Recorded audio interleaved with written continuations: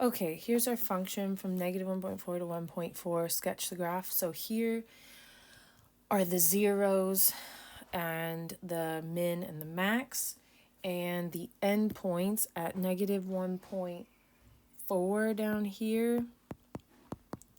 It is going to be negative 1.36.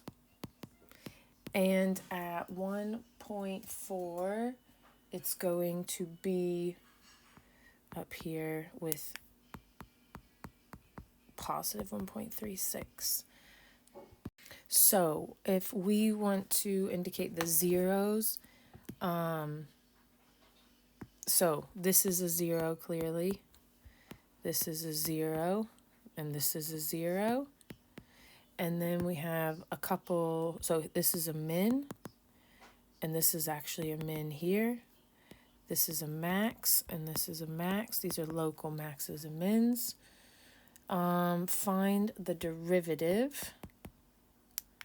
Okay, so we have, so if we write this like I've got it down there, x and then x squared minus 1 to the 2 over 3, when that 3 swings under the exponent 2, we're going to have first times the derivative of the second, which is 2/3 x squared minus 1 to the negative 1/3 times 2x chain rule, plus the derivative of the first, which is 1 times the second.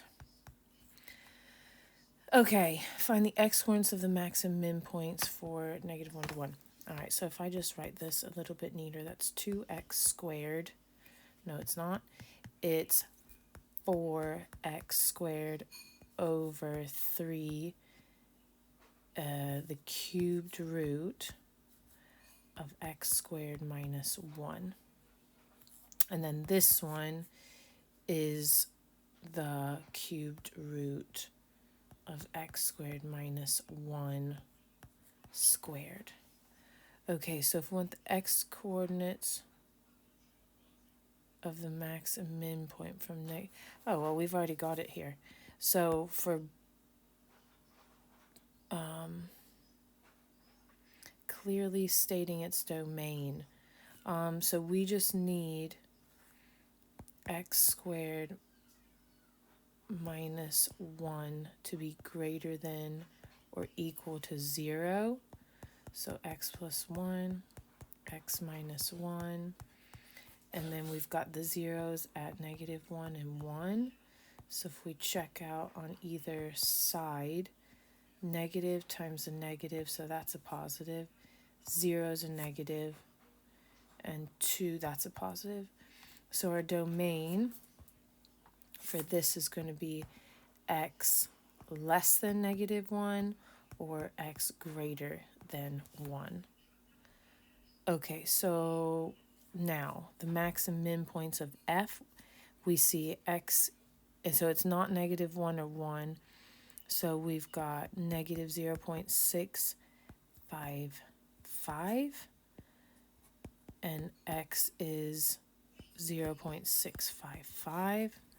Find the x-coordinate of the point of inflection of f, where x is greater than 0, giving your answer correct to 4 decimal places. So